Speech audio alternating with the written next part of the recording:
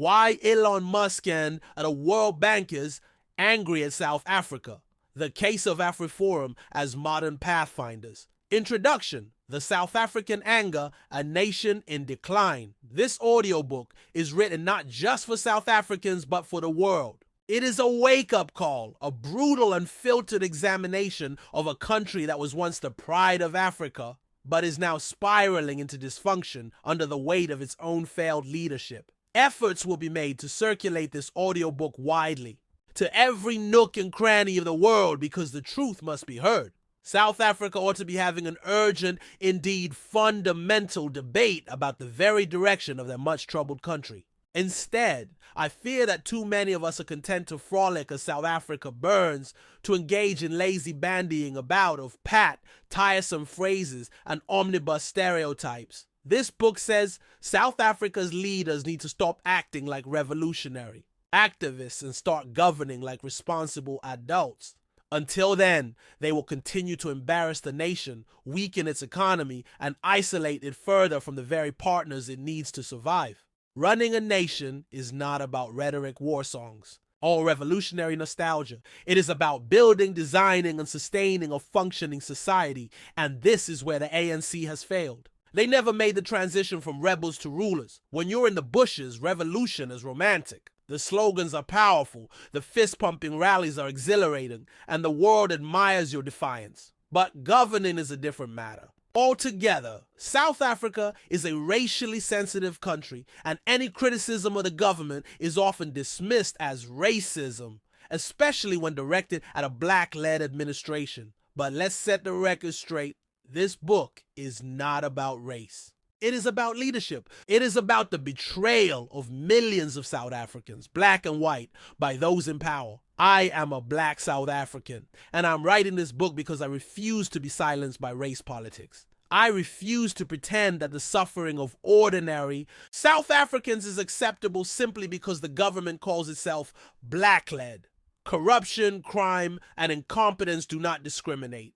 The collapse of Eskom, Transnet, Denel, and South African Airways does not only affect white South Africans, it affects the millions of black South Africans who still struggle for a better life. When a township has no water, it is black South Africans who suffer the most. When criminals run free because the justice system is broken, it is black communities that live in fear. When hospitals crumble and children receive a third-rate education, it is black families that bear the brunt.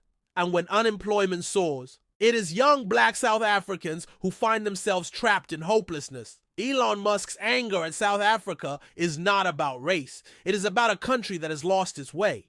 And he is not alone in this frustration. The majority of South Africans, black, white, Indian, and colored, are just as angry. We are all witnessing the destruction of a nation that once had the potential to lead Africa into the future. But instead of acknowledging the real issues, the political elite use race as a shield. They tell us that any criticism of government failure is an attack on black leadership. They try to make people like Musk, Afriforum, and Solidarity the villains to distract from their own incompetence. They pump hatred into the masses, fueling divisions to protect their own interests. This book is about truth. It will be blunt because the situation in South Africa demands it.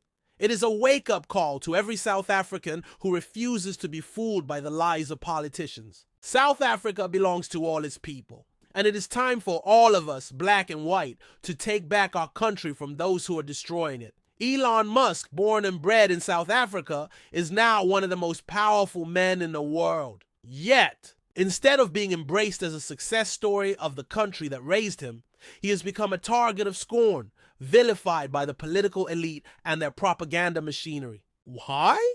Because he dares to speak the truth about South Africa's decline. His frustration with South Africa is not unique. It reflects the anger and disappointment of millions of South Africans who have watched their country sink into corruption, crime, and economic stagnation. The institutions that once made South Africa a powerhouse, Eskom, South African Airways, Denel, Transnet, and even SASO, are now shadows of their former glory. Universities that once stood as beacons of excellence, like UCT and WITS, are crumbling under the weight of mismanagement and ideological warfare.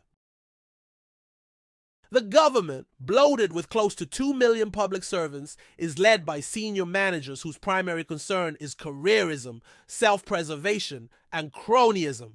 Service delivery has collapsed, leaving poor communities without water, infrastructure, or hope. The streets of South Africa are filled with protests, not because people enjoy chaos, but because they have been abandoned by a government that thrives on incompetence and corruption. The policies meant to uplift black South Africans, such as Black Economic Empowerment (BE), have been perverted into a tool for political patronage. Instead of empowering the best and brightest, they have placed unqualified, corrupt individuals in positions of power, accelerating the country's collapse. The economy remains stagnant, unemployment soars, and those in power continue to gaslight the nation, pretending everything is fine while looting state resources. This is the context in which Elon Musk's frustration should be understood. Yet, instead of acknowledging his concerns, the ruling class paints him as an enemy of South Africa. They pump the masses with propaganda, fueling resentment against him, against Afriforum, against Solidarity, and anyone else who challenges their narrative. The rhetoric is so extreme that even calls for violence are normalized. Someone on social media openly suggested that Ernst Rhodes should be necklaced, executed with a burning tire, for his views. This book is not about defending Elon Musk, Afriforum, or Solidarity. It is about exposing the hypocrisy of a political class that has failed South Africa. They attack Musk for being rich and outspoken, but they remain silent about their own failures. They cry about racism while enabling policies that exclude and discriminate. They speak of economic justice while presiding over the biggest economic decline in South Africa's history. The anger of Elon Musk is the anger of millions. It is the frustration of those who see their country decaying under a system designed to protect the powerful at the expense of the people. It is the fury of those who refuse to be lied to anymore. This book is a mirror held up to South Africa's political elite. If they don't like what they see, they have only themselves to blame. Chapter 1. Beyond Black Economic Empowerment Policies. Elon Musk versus the President of South Africa, the firestorm over openly racist race laws. Two wrongs do not make a right. South Africa cannot claim to be a non-racial democracy while enforcing policies that explicitly discriminate based on race. If apartheid was wrong, then any policy that mirrors it in reverse is also wrong. South Africa's black majority was deliberately excluded from the economy for generations. Addressing this past is not just an option, it is a necessity. But the real question is, how do you do it in a way that heals rather than divides? How do you create inclusivity without entrenching racial resentment? Elon Musk is known for his blunt, unfiltered opinions, and when he speaks, the world listens. But when he turned his gaze back to South Africa, his birthplace, and called out the country's openly racist race laws on X, formerly Twitter, he ignited a firestorm. His criticism was aimed at South Africa's black economic empowerment policies, which, in his view, enforce racial discrimination in the name of redress. Musk didn't say such laws shouldn't exist. He specifically took issue with the fact that they are openly racist. This distinction is crucial, yet it was lost in the knee-jerk outrage that followed. His words struck a nerve, not just with government loyalists, but with a South African political culture that has long shielded itself from scrutiny by weaponizing race. The two sides of the debate. For many black South Africans, black economic empowerment represents a necessary corrective to the injustices of apartheid. They see it as a policy that ensures black entrepreneurs, professionals, and businesses can finally compete on a more equal footing in a country where economic power remains concentrated in white hands. To them, Musk's comments felt like an attack on the very policies designed to lift them up. His words were interpreted not as an argument for fairness, but as a billionaire whining about the loss of white privilege for many white South Africans. However, Musk's statement put into words a growing frustration they have felt for years. Black economic empowerment has moved beyond redress and has become a tool of exclusion. White professionals are often sidelined in hiring decisions, White-owned businesses struggle to secure government contracts, and a new elite of politically connected black business people have emerged, not through competition or merit, but through state favoritism. Musk's words resonated with this group, many of whom feel alienated, unwanted, and trapped in a country that no longer values their skills or contribution. But there is a third group, black South Africans who themselves are frustrated with how black economic empowerment has been manipulated. The intention of the policy may have been noble, but in execution it has largely benefited a handful of politically connected elites while leaving the black working class behind. Instead of building a thriving, inclusive economy, black economic empowerment has fueled corruption, cronyism, and inefficiency. The result is a stagnant economy, sky-high unemployment, and a government more interested in racial window dressing than real economic transformation. The backlash, smearing Musk as a beneficiary of apartheid. The response to Musk's comments was swift and brutal. The South African government and its supporters wasted no time in launching personal attacks, dismissing his criticism as the ranting of a billionaire out of touch with reality. Instead of engaging with his point, they went after his character, branding him a beneficiary of apartheid, a privileged snob, and a man who abandoned his country for riches abroad. The strategy was familiar. Any criticism of the South African government, especially from a white figure, is automatically dismissed as racism or nostalgia for apartheid. It doesn't matter whether the critique is factual or whether it comes from a place of genuine concern. The easiest way to silence uncomfortable truths is to attack the person speaking them. Musk, however, was no ordinary critic. Unlike the typical voices that oppose the government's policies, he commands global influence. His words don't just reach a local audience, they travel across the world. The backlash against him only proved his point. South Africa's ruling elite is unwilling to have honest conversations about its failures. Afriforum as modern pathfinders fighting for equal opportunity, while Musk's comments put him in the Shi'i government's crosshairs. Afriforum, a civil rights group known for advocating for minority rights in South Africa, has been making similar arguments for years. Unlike Musk, Afriforum operates on the ground, legally challenging race-based policies that exclude South Africans from economic opportunities based on skin color. Afriforum has been painted as a white nationalist organization, but that is a deliberate distortion. Their legal battles are not against transformation, but against exclusion. They argue that South Africa's future must be built on meritocracy, not on racial quotas that entrench division. They fight for Afrikaners, yes, but they also highlight how BE has failed ordinary black South Africans who remain locked out of the economy while the politically connected get rich. Musk's comments then did not emerge in isolation. They echoed a larger frustration with how race-based policies have been handled in South Africa. Afriforum, love them or hate them, has positioned itself as one of the few organizations willing to challenge the government's racial narratives. The bigger picture, is South Africa learning from its mistakes? Musk's statement should have triggered a real debate about the effectiveness of racial policies in South Africa. Instead, it exposed the deep insecurities of a government that cannot tolerate dissent.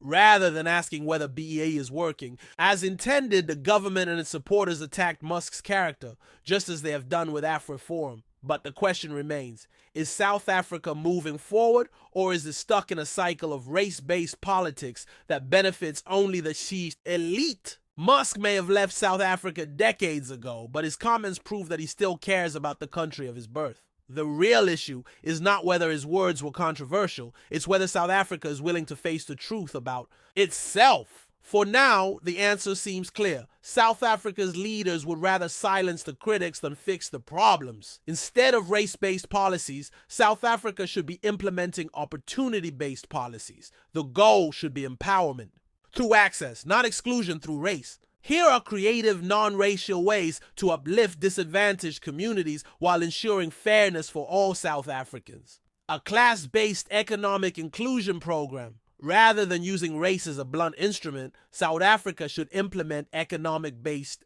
policies that uplift the poorest and most disadvantaged, regardless of race. tax incentives, and grants for companies that hire from low-income areas rather than focusing on race. Business incubation programs that support small entrepreneurs from poor backgrounds with mentorship. Access to capital and skills training. Apprenticeship programs that guarantee young people from struggling communities real-world job experience instead of forcing companies to meet racial quotas. By focusing on class rather than race, you still uplift Black South Africans, because the majority of the economically disadvantaged are Black. But you do it without alienating others who are also struggling. Massive investment in world-class vocational training instead of trying to force Black professionals into corporate boardrooms through racial quotas. Why not create a new generation of world-class artisans, engineers, and technicians? Build elite vocational schools where young South Africans can get hands-on training in plumbing, electrical work, mechanics, software development, and skilled trades. Partner with private companies to fast-track high-performing students into employment. Make technical training cool again so that young people see value in being skilled over simply chasing a university degree. Germany's economy thrives because of its highly skilled workforce, not because of racial quotas. South Africa should take notes. Invest in township and rural economies. South Africa has a two-tier economy, a first world economy in places like Sandton and Cape Town, and a third world economy in townships and rural areas. Instead of just redistributing wealth, why not grow new wealth in these areas? Special economic zones in townships with zero red tape, low taxes, and investment-friendly policies to encourage small business growth. Microloans for entrepreneurs in low-income communities to start businesses, whether it's in tech, agriculture, or local services. Tech hubs and digital connectivity projects in rural areas to create opportunities in coding, AI, and digital marketing. If you want to empower Black South Africans, stop trying to change the color of the economy's elite and start creating new wealth where it is most needed. Education reform. Fix the root of the problem. One of the biggest reasons why economic disparity persists in South Africa is because millions of Black children are trapped in dysfunctional schools. Instead of obsessing over race quotas in hiring, the government should fire corrupt and incompetent school administrators who allow underperformance to continue. Introduce performance-based funding. Schools that produce high-achieving students should receive more resources, offer scholarships and mentorship programs for high-performing low-income students so that talent, not race, determines success. Import the best educators from India, Singapore, and Finland to train local teachers and overhaul the system. If Black children receive top-tier education, they wouldn't need race-based policies to succeed. They would succeed because they are just as capable as anyone else when given the same opportunities. A new social contract. The African dream. South Africa needs a new national vision, something that inspires unity instead of division. What if instead of transformation, a word that often carries racial overtones, we spoke about the African dream? A dream where your success is not determined by your race, but by your talent and hard work. A dream where businesses thrive in townships, not just in white suburbs. A dream where young Black South Africans become tech pioneers, industrialists, and global entrepreneurs, not just employees in someone else's company. If South Africa truly wants to honor the struggle against apartheid, it should create a society where nobody is judged by their race anymore. Conclusion: the future is inclusive or it's nothing. Musk was right.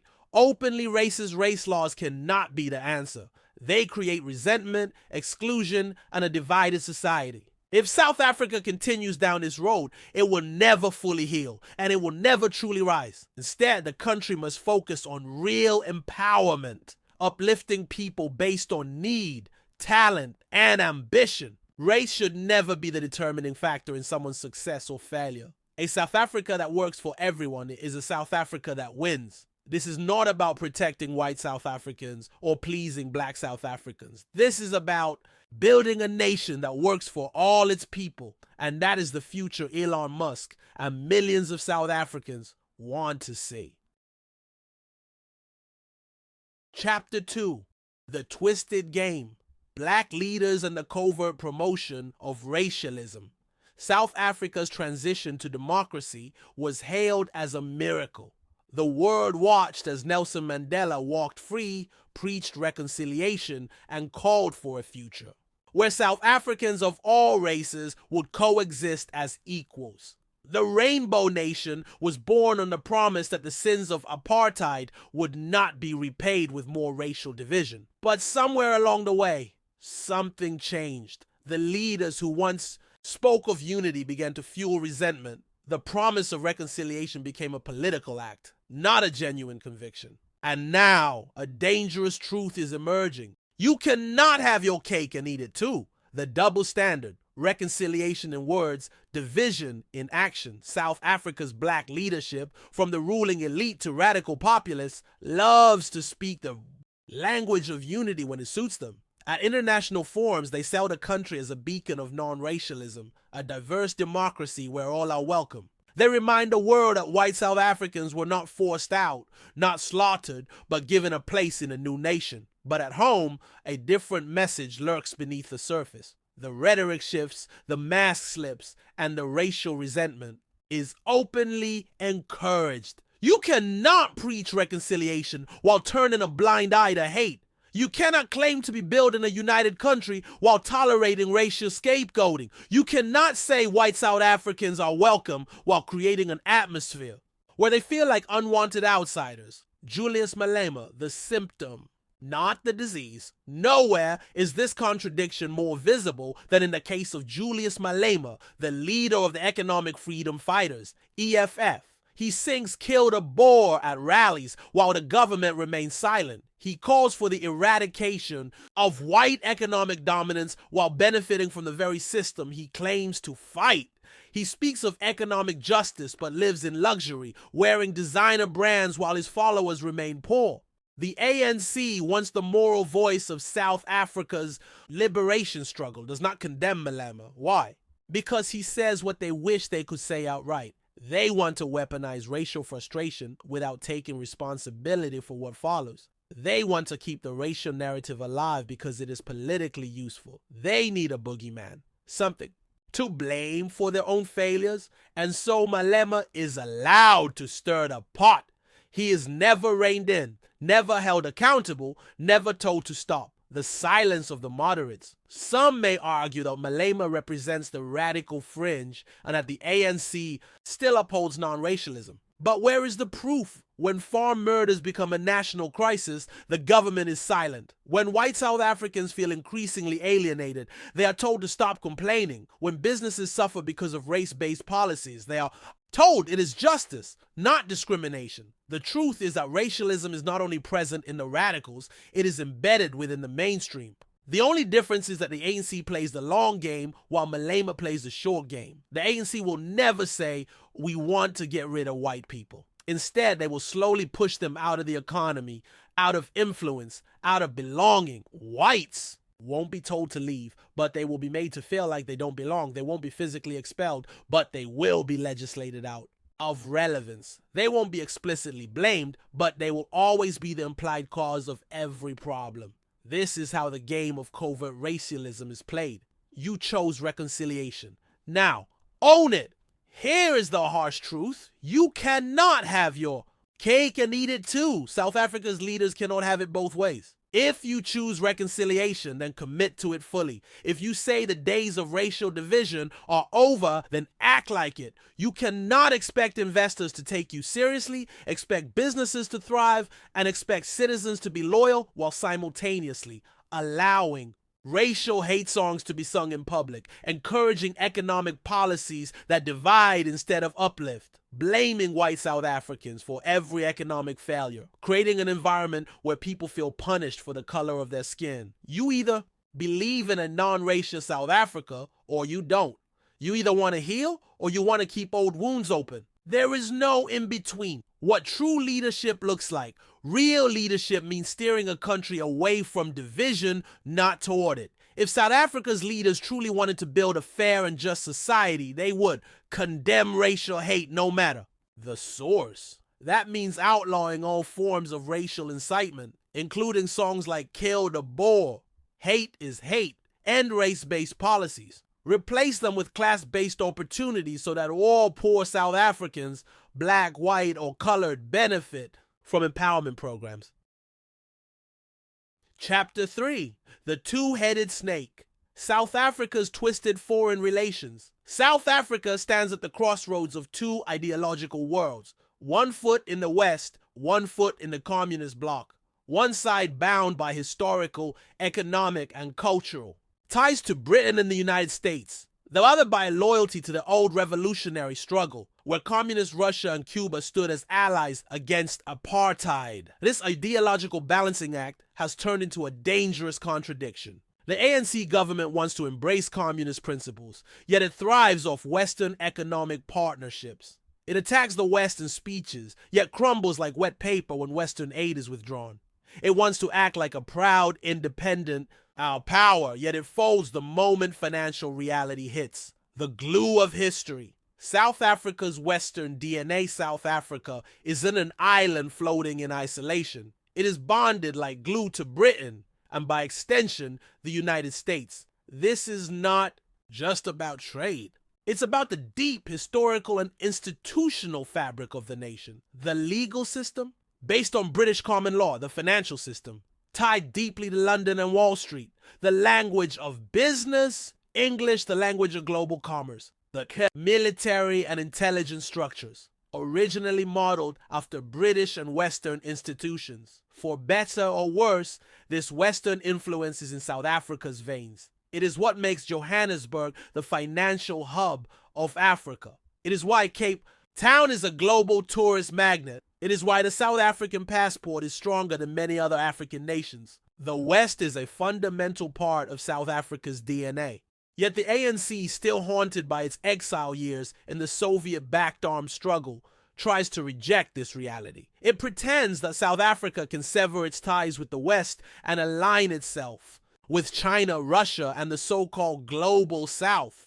The anti-Western bluster, empty rhetoric, empty results. The ANC leadership loves to beat its chest against the West. It aligns itself with China and Russia, singing praises of BRICS as if it were the great salvation of South Africa. It condemns the imperialism of the United States, blaming the West for South Africa's economic challenges. It hosts Russian warships for naval drills while claiming neutrality in global conflicts. It refuses to condemn Russia's invasion of Ukraine despite South Africa benefiting from Western trade. It plays the anti-Western card at international summits, yet privately begs for financial aid. The hypocrisy is glaring. South Africa talks tough against the West, but when the consequences hit, it buckles. The moment of truth.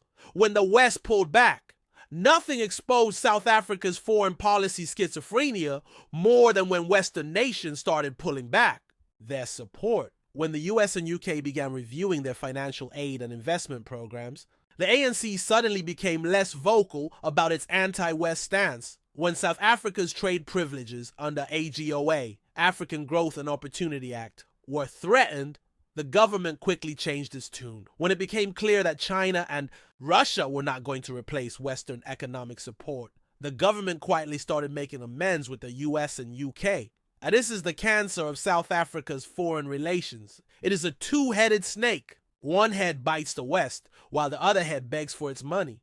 The China and Russia illusion, the false friends. The ANC dreams of a world where China and Russia will replace Western influence. But here's the cold reality. They won't. China's interest in South Africa is purely transactional. It wants resources, minerals, and infrastructure projects. It is not here to uplift South Africans. It is here to extract and dominate. China does not help for free. It sets debt traps. Like in other African nations where governments surrendered sovereignty over key assets to Chinese control. Russia is even worse. It has no real economic stake in South Africa outside of arms deals and political influence. The Kremlin does not invest in South African industries, does not create jobs, does not drive innovation. Its main export to Africa is mercenaries and instability, not prosperity. Meanwhile, who buys South African exports? The West. Who provides financial assistance when the economy collapses? The West. Who invests in technology, education, and entrepreneurship in South Africa? The West. And yet the ANC keeps biting the very hand that feeds it. What a real foreign policy should look like. If South Africa were truly serious about real leadership on the global stage, it would stop playing ideological games and start acting.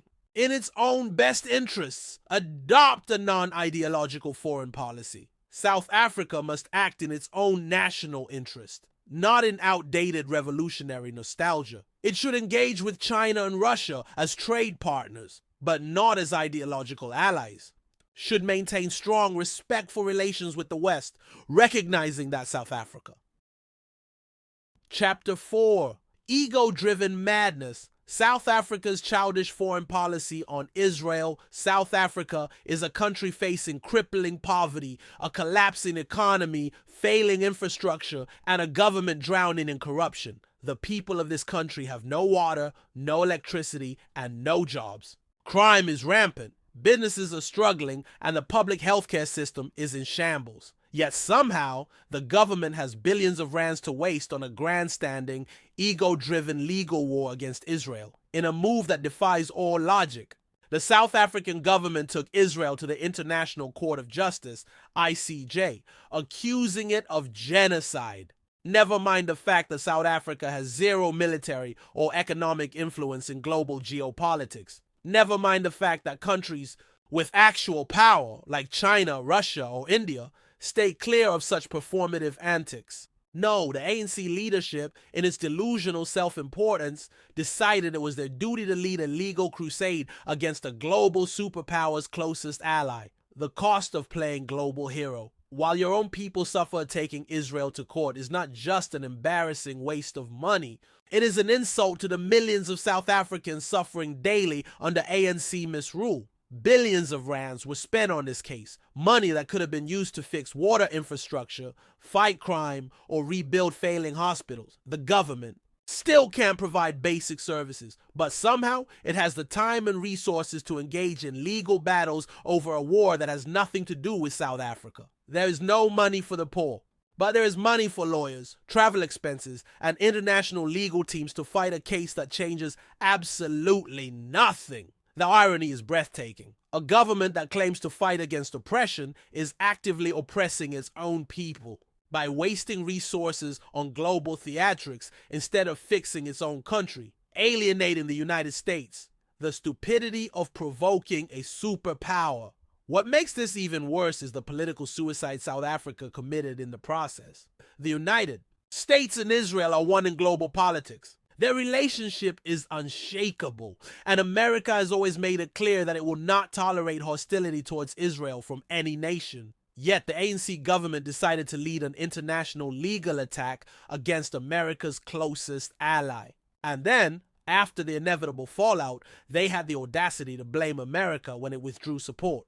Trade deals are at risk. Foreign aid is being reconsidered. Investment is shrinking. And what does the ANC say? They cry victim. They act shocked that their reckless, childish foreign policy has consequences. They provoke the biggest economic power in the world and then whine when it reacts. It's like slapping the chef and then crying when they refuse. To serve you food, chest thumping for nothing, the fantasy of ANC's global influence. The ANC loves to puff out its chest on the international stage. It pretends to be a global powerhouse, as if South Africa is some kind of moral leader of the world. But the reality? Nobody takes South Africa seriously. It has no real military power. It has no major economic influence. It does not control global trade, oil, or resources that shape global decisions. It does not even have control over its own domestic affairs. Yet the ANC behaves as if it is a superpower, lecturing the world, challenging real global players, and acting as if South Africa is the conscience of humanity. It is not. If a simple countrywide blackout, Eskom failing for a week, can bring South Africa to its knees, then maybe it should focus on fixing itself rather than playing global moral police. The hypocrisy of selective outrage. South Africa's foreign policy is not based on principles. It is based on political convenience. The ANC's outrage is highly selective and deeply hypocritical. It takes Israel to court, but ignores the Uyghur genocide in China. It condemns Israel, but says nothing about Putin's war crimes in Ukraine. It cries about human rights, but welcomes leaders like Iran's regime and Venezuela's dictatorship with open arms. It screams about oppression, but protects war criminals when they visit South Africa, like the refusal to arrest Sudan's Omar al-Bashir for genocide. This is not about justice. This is about the ANC trying to win favor with its political allies, Russia, China, and Iran, while spitting in the face of the West. The solution: a foreign policy rooted in reality. If South Africa wants to be respected internationally, it must act like a mature, responsible nation, not like a child throwing tantrums on the global stage. Stop chasing global clout. South Africa is not a superpower. It should focus on regional stability in Africa instead of picking fights with the West. Its role should be in economic diplomacy, trade negotiations, and regional peace building, not international court stunts. Strengthen ties with economic partners, not alienate them. Chapter 5: The Illusion of Struggle. Credibility and governance. The ANC and its leaders spent decades in exile and armed resistance, learning the art of mobilization, guerrilla warfare, and revolutionary propaganda. They mastered the politics of struggle, but they never learned the politics of governance. In the bushes, your job is to destroy. You sabotage infrastructure, disrupt the enemy, and create chaos. In government, your job is to build. You create infrastructure, strengthen institutions, and stabilize society. These are opposite skill sets. The ANC is stuck in struggle mode long after the battle is over. Instead of becoming nation builders, they remain revolutionaries, always looking for an enemy to fight. Governance is not sloganeering. A nation is not run on slogans. You cannot build roads, supply electricity, and grow an economy by chanting Amandla and singing struggle songs. Governance is a deliberate, messy, arduous process that requires a clear national vision. Where is the country headed in 10, 20, 50 years? Policy stability. Business, investment, and public services cannot operate on endless ideological shifts. Institutional integrity. The police, courts, education system, and government departments must be independent and effective. Competent. Leadership. Ministers and officials should be appointed on merit, not on struggle credentials. Instead of grappling with the hard work of nation building, the ANC remains trapped in a liberation mindset where everything is about the struggle.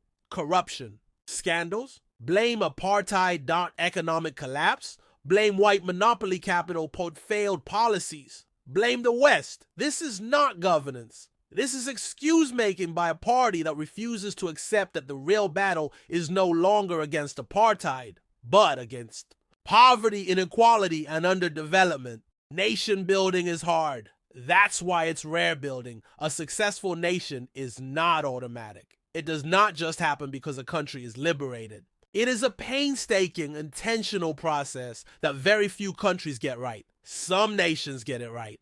Singapore went from a small, unstable island with no resources to one of the most developed economies in the world. South Korea transformed from a war-torn country into a technology and manufacturing powerhouse. Germany and Japan rebuilt from the ashes of World War II into global economic leaders. These countries did not sit back and blame history. They designed their nations with strong institutions, culture of excellence and discipline, zero tolerance for corruption, a leadership committed to progress, not just to holding power. South Africa's leadership avoids the hard work of nation-building South. Africa had a chance to become the Singapore of Africa. It had the infrastructure, the financial sector, the industrial base, and the global goodwill to succeed. But instead of embracing the hard work of governance, the ANC chose the easy path of populism, racial division, and looting. They filled government with incompetent cadres instead of skilled professionals. They looted state institutions instead of strengthening them. They ignored economic growth and focused on racial politics. The inevitable decline of a nation without leadership, or a nation without vision, without discipline, and without accountability will collapse. It may take decades, but the signs are always the same. State institutions crumble, Eskom fails, Transnet is in ruins, and public hospitals are dangerous places to be. Public services break down. No water, no electricity, collapsing roads, and failing schools. The economy shrinks. Investors leave, businesses close, and joblessness rises. Social unrest increases. Protests become the norm. Crime spirals out of control, and law enforcement becomes useless. South Africa is already deep into this cycle. And the ANC's response: more slogans, more racial scapegoating, more revolutionary songs. The way forward: a new mindset for leadership South Africa can still recover, but it requires a complete shift in governance philosophy. Accept that struggle politics is over. The ANC must evolve from a liberation movement into a proper governing party. It must stop seeing everything through the lens of racial conflict and start focusing on competence and delivery. Make governance about results, not ideology. Whether policies come from the left or the right does not matter. What works, works. The government should be judged on how many homes it builds, how many jobs it creates, how many businesses it helps, how much crime it reduces. Build a merit-based state. End cadre deployment. Appoint people based on skill, not political loyalty. Fire incompetent ministers and officials, regardless of their struggle credentials. Strengthen institutions like the police, judiciary, and economy, making them independent and corruption-free. Drop the victim mentality. South Africa is not a victim anymore. It is responsible for its own success or failure. Chapter 6: The Poisoned Well. How the ANC pumped racial hatred into South African society. One only has to take a glimpse at any internet forum discussing South Africa to see the disaster that ANC racial politics has created. The hatred, the open threats, the vicious dehumanization. It is not the product of random individuals, but of years of deliberate racial conditioning by the ruling elite. South Africa, once a beacon of reconciliation, has become a nation where people are taught to hate rather than to build, where a different opinion, if expressed by a white person, is not debated but savaged. The level of hostility has escalated to dangerous proportions, making one thing clear: the ANC has not just failed to lead, it has deliberately poisoned the well of society, from reconciliation to racial warfare.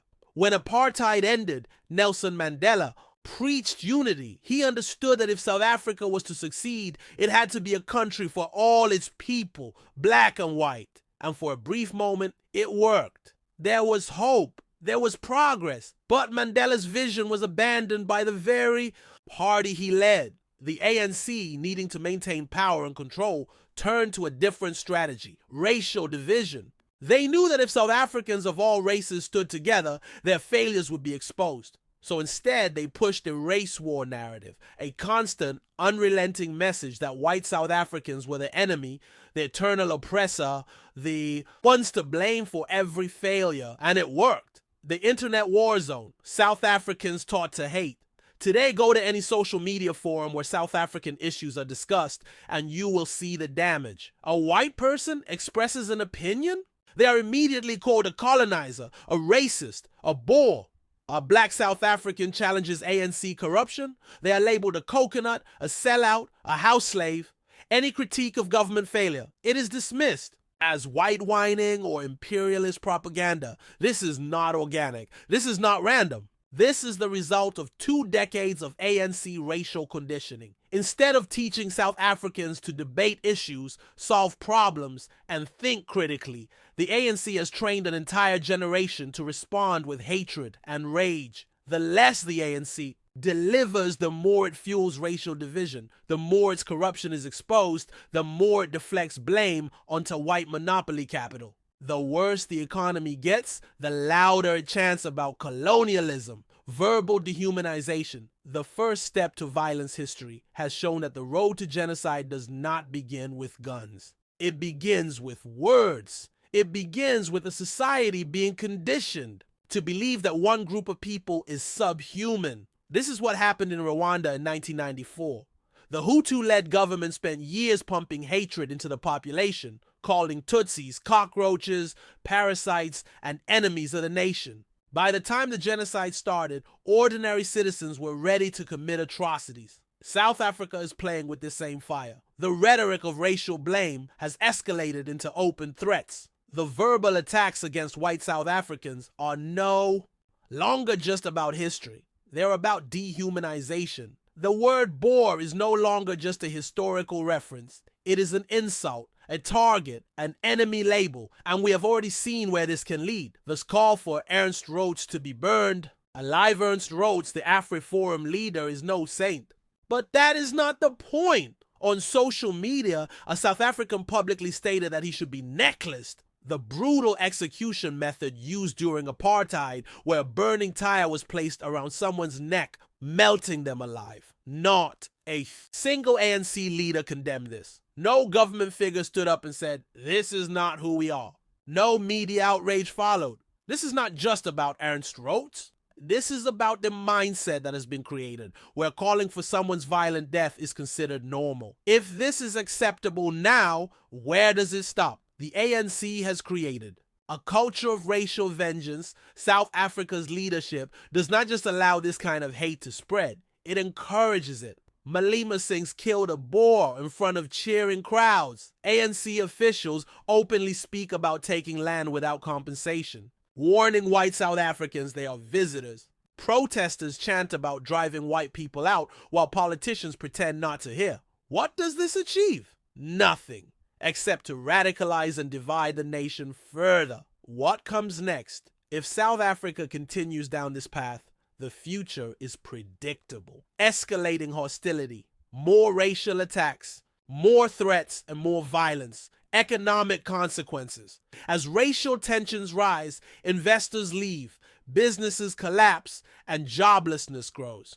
Political collapse. When a government cannot govern without race baiting, it is already finished. The risk of real conflict. No country can sustain permanent racial tension without eventually exploding. The solution: end the politics of hate. Chapter 7. The Untouchables. Struggle credentials as a shield for failure. In any functional democracy, leadership is measured by results. Ministers, presidents, and public officials are judged on their ability to govern effectively, deliver services, and improve people's lives. But in South Africa, there exists a protected class, or group of leaders who, no matter how catastrophic their failures, no matter how much they loot, no matter how much the country collapses under their watch, are never held accountable. Why? Because they were in the struggle, because they fought for freedom, because they know better.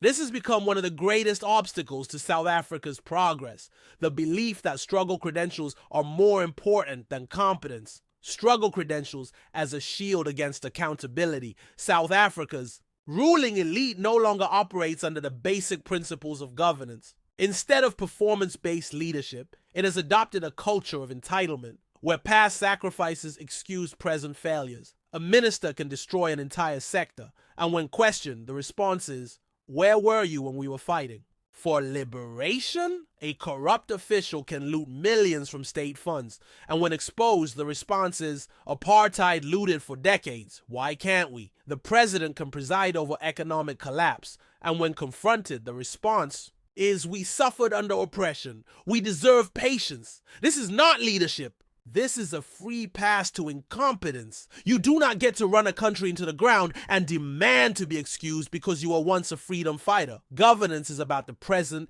and the future, not about what you did in the past. The culture of arrogance. We know better. The ANC's leadership operates on an unshakable belief that they, and only they, understand South Africa. They dismiss criticism from business leaders, saying the private sector doesn't understand the historical context of the country. They ignore economic warnings from analysts claiming that Western capitalism has no place in a revolutionary government. They reject policy suggestions from young professionals, telling them they don't have the struggle experience to contribute. This arrogance is destroying the country. It has created a leadership bubble where failure is excused, incompetence is ignored, and alternative ideas are crushed. Even when the country is visibly collapsing, these leaders cling to the illusion that they know better. When everything is falling apart, and they still make excuses. South Africa is falling apart before our eyes. Eskom is failing. Power outages cripple the economy.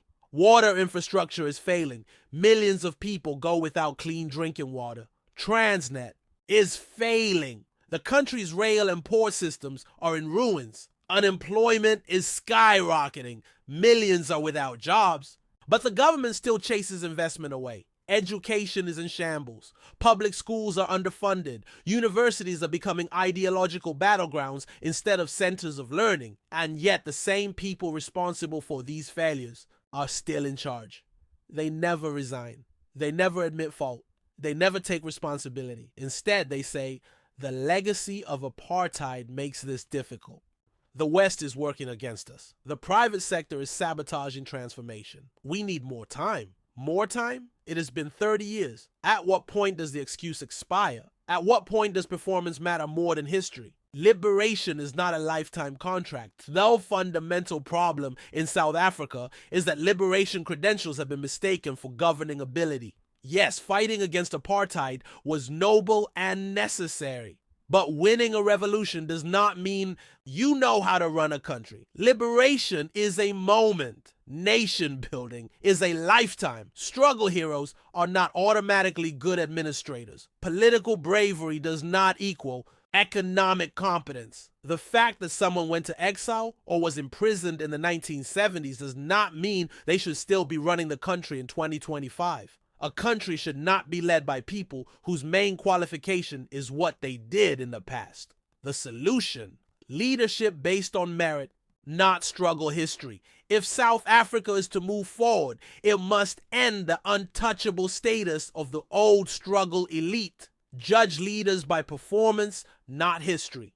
No more excuses based on struggle credentials. If a leader fails, they must be removed, regardless of what they did in the 1980s. The standard should be, did you improve the country? Yes or no? Replace the old guard with a new generation. The country needs technocrats, visionaries, and problem solvers, not just former freedom fighters. Leadership should be earned through results, not inherited through liberation legacy. Young, professionals with new ideas must be brought into governance. Demand accountability at every level.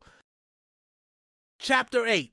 The Modern Pathfinders, Afriforum, and the Legacy of the Voortrekkers. History remembers the trailblazers, the builders, and the ones who carve a path through the wilderness. South Africa did not fall from the sky. It was built, brick by brick, road by road, farm by farm, and city by city. Generations of people wrestled with the land, fought against the odds, and created the infrastructure, towns, and industries that we still rely on today.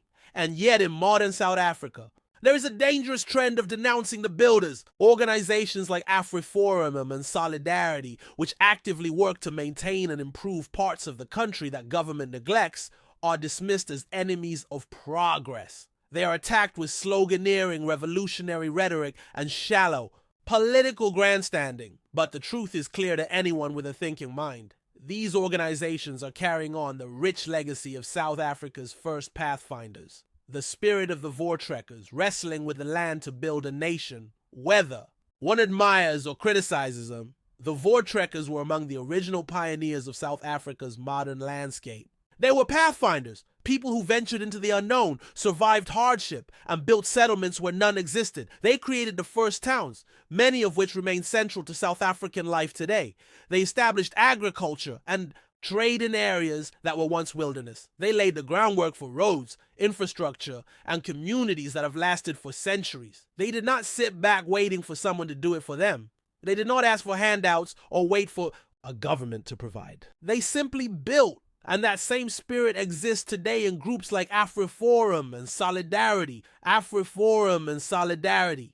The new generation of pathfinders in a country where state failure is becoming the norm, where government neglects its responsibilities, and where political leaders would rather chant slogans than fix real problems. Afriforum and Solidarity have stepped into the void. When municipalities collapse, they fix potholes, restore water supplies, and maintain roads. When Eskom fails, they find ways to provide alternative power to communities. When farm murders escalate, they take legal action and advocate for rural safety. When the government fails to protect Afrikaans language education, they build their own schools and universities. These are not acts of rebellion. These are acts of responsibility. These organizations do what the government refuses to do. They maintain, they improve, and they protect the communities that are being left behind. To denounce them in the name of revolutionary rhetoric is childish. It is like spitting on the very roads you drive on, the very cities you live in, the very industries that keep the economy afloat. The hypocrisy of their critics, the loudest critics of Afriforum and Solidarity, are often those who contribute the least to nation building. They chant about economic transformation, yet do nothing to create jobs or industries. They shout about land reform, yet leave land unproductive and mismanaged once taken. They complain about white privilege, yet refuse to take personal responsibility for their own governance failures. These critics see the world through ideology, not reality. They would rather tear down what works than admit they have failed to build anything better. Afriforum and Solidarity represent self-reliance, not racial politics. One of the biggest misconceptions is that Afriforum and Solidarity are about white interests. This is a convenient political lie, designed to dismiss them without engaging with what they actually do. They're not fighting against South Africa. They are fighting for South Africa. They are not preventing progress. They are stepping in where progress has collapsed. They are not political extremists. They are practical problem solvers. In a normal country, their efforts would be celebrated, not attacked. Any nation with a functioning government would partner with such organizations, not try to destroy them. The reality, South Africa needs more of this, not less. If South Africa is to survive, it needs more organizations like Afriforum and Solidarity.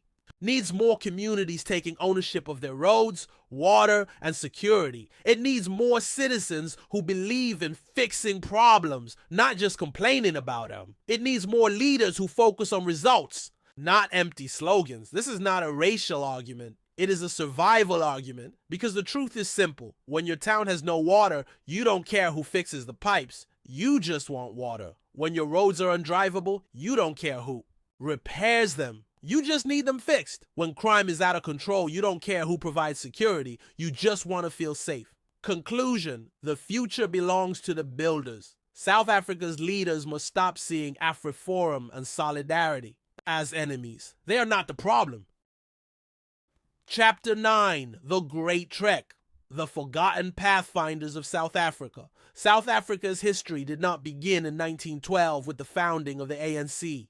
It did not begin with the defiance campaign of the 1950s or with the Freedom Charter. These were important moments in the country's story, but they are only one chapter of a much larger book. Yet for many South Africans, particularly black South Africans, the history they are taught starts and ends with the struggle against apartheid. Everything before that is either erased, ignored, or demonized. This is not an accident. It is the result of a deliberate political strategy to rewrite history in a way that serves the ruling class. Among the greatest casualties of this historical amnesia are the Voortrekkers and the Great Trek, a monumental event in South Africa's past, one that shaped the land, the economy, and the society we live in today. The Great Trek, a journey of hardship and determination. The Great Trek, 1835-1854, was one of the most defining movements in South Africa's history. It was not just a migration. It was a struggle for survival, a test of endurance, and an act of raw human courage. The Voortrekkers were Afrikaners who left the Cape Colony,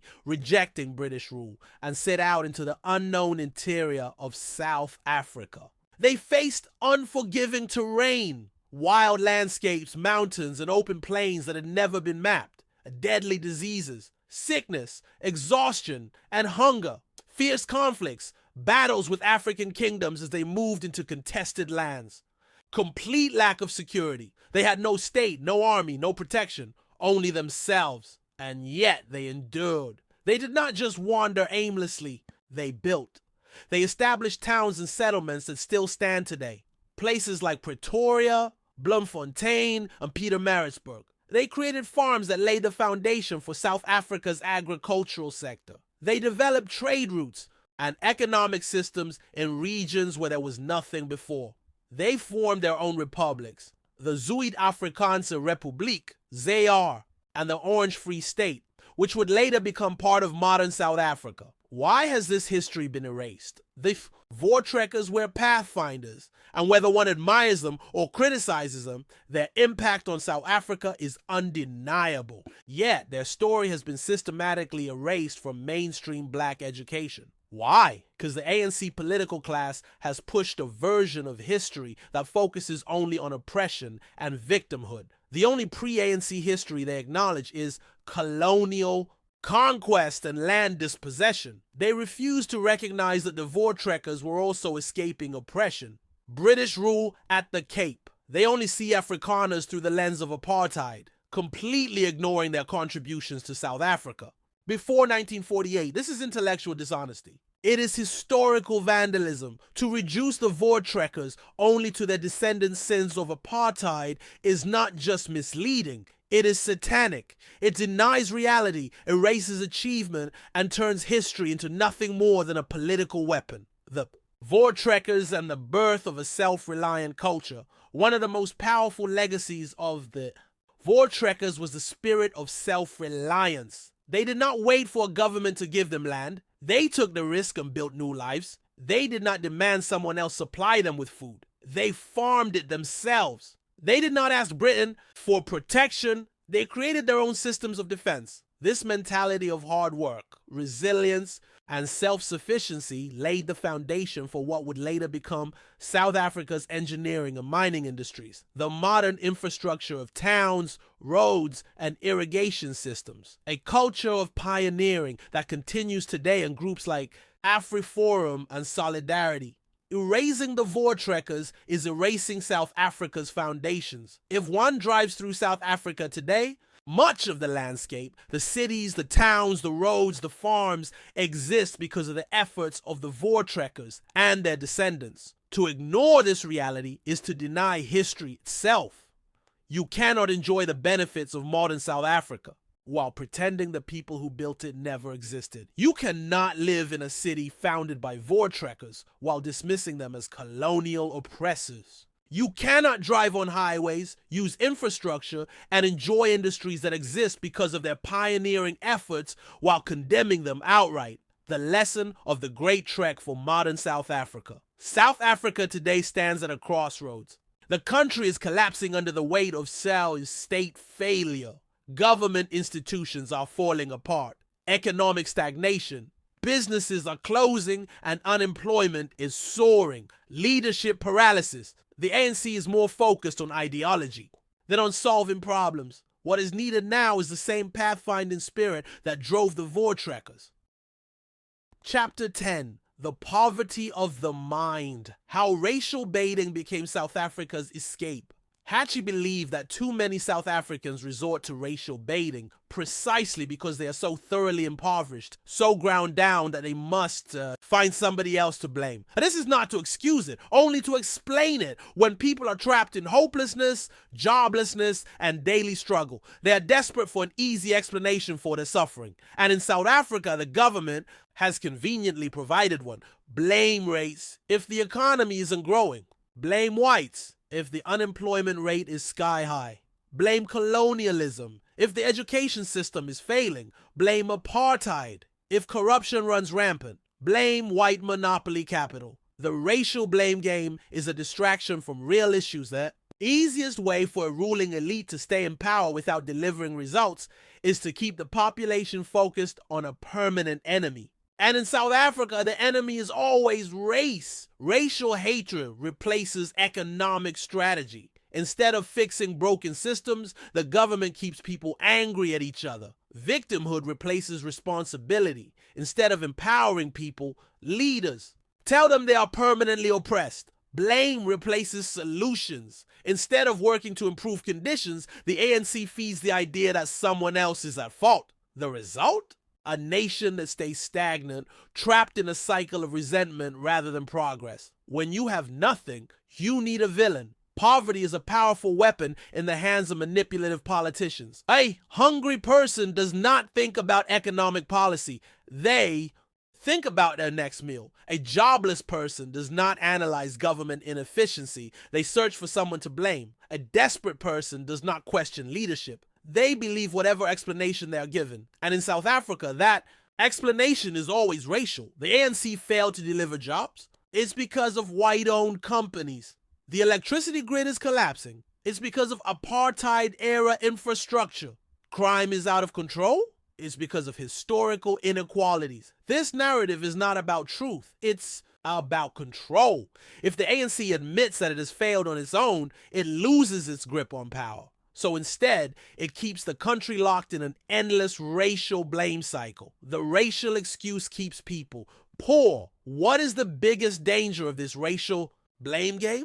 It traps people in poverty. If you believe that your success is controlled by race, you stop trying. If you believe that your failure is someone else's fault, you do nothing to improve your situation. If you are taught that you are a permanent victim, you never take control of your future. This is exactly what the ANC wants. A population that does not think for itself, does not demand real solutions, and does not hold leaders accountable. Personal responsibility is the only way out.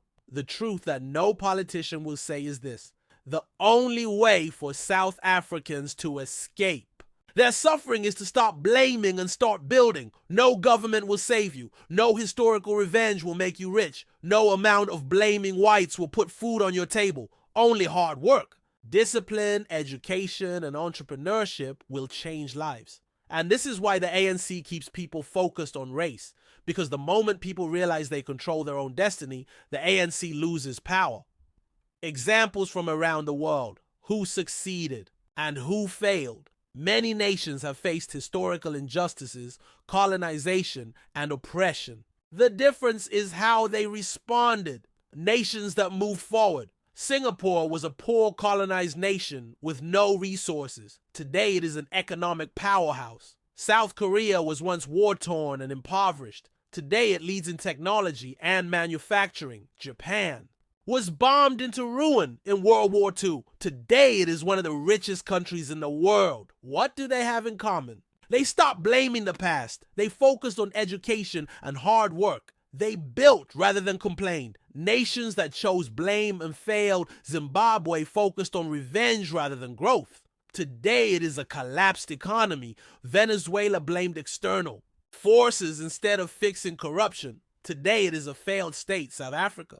It is at a crossroads. It must decide whether to follow Singapore or Zimbabwe, the mental shift that South Africans must make. The real enemy of South Africans is not race. It is a broken mindset, a mindset that waits for the government to fix things instead of fixing them ourselves. A mindset that spends more time hating the past than building the future. A mindset that looks for enemies instead of opportunities. How to break free from the racial trap? Stop looking at race. Start looking at results. Focus on skills, knowledge, and entrepreneurship, not racial quotas. Ask, how do I improve my situation? Rather than who can I blame? Hold government accountable. Stop defending failure. If services collapse, don't accept excuses. Demand better governance. Conclusion: South Africa at a crossroads. Will it build or burn? This book pulls no punches. It exposes how the ruling elite has hijacked history, erased the contributions of pathfinders like the Voortrekkers, weaponized race to deflect from their own failures, and destroyed the very institutions meant to uplift the people. It lays bare the hypocrisy of a government that attacks the West while begging for its aid, that demonizes Afriforum while failing to provide even the most basic services, and that pumps hatred into society while claiming to be the guardians of peace. South Africa stands at a defining moment in its history. This is not just another period of struggle or transition. This is a fight for survival. A nation that was once full of promise has become a country on the brink, where the very institutions meant to uphold society are crumbling, where leaders refuse to lead, and where corruption has become as natural as breathing. This book has dissected the rot at the core of South Africa's decline, the reckless governance, the weaponization of race, the failure of leadership, the betrayal of history, and the dangerous slide toward division and collapse. The truth is not pretty, but it is necessary. Elon Musk's anger is justified, but it is not just his anger. It is the anger of every South African who has watched their country decay while the ruling elite chants the same old slogans, deflects blame, and enriches itself at the expense of the people. It is the anger of the worker who cannot find a job, the student who graduates into hopelessness, the entrepreneur strangled by regulations, the farmer living in fear, and the middle-class family suffocating under relentless power cuts and rising crime. But anger alone does not build nations. The question that now stands before South Africa is this: will it build or will it burn? Will it choose accountability over excuses? Will it prioritize competence over struggle credentials? Will it focus on solutions instead of racial scapegoating? Will it embrace self-reliance instead of dependency on a corrupt state? The path forward. Learning from the pathfinders, history is clear. Nations that succeed do not waste time blaming, they build. Afriforum and Solidarity are building. Communities that have taken responsibility for their own safety, infrastructure, and education are building. The Voortrekkers built, the early pioneers built, and those who take action today will be the ones who shape the future. South Africa must return to a culture of self-reliance, meritocracy, and long-term vision if it is to escape its current decay. The path is not easy, but it is the only path that leads to survival. A government that does not serve must be removed, not excused. An economy that is failing must be restructured, not blamed on the past. A society that is divided must be reunited, not pitted against itself for political gain. The final warning: time is running. South Africa does not have the luxury of time. A nation can only survive so many mistakes before it reaches a point of no return. If the country continues down the path of race baiting, incompetence, and economic self-sabotage, it will become another failed state. It will become another Zimbabwe, another Venezuela, a country known for its wasted potential rather than its achievements. But failure is not inevitable. South Africans have a choice. They can demand better, reject division, take responsibility, and rebuild what has been lost. The future of this country does not belong to the looters, the liars, or the politicians who only know how to tear down. It belongs to the pathfinders, the builders, the visionaries who refuse to accept decline as their destiny. History will remember what South Africa chooses now. Will it stand up and reclaim its future, or will it let everything slip away? The choice is ours.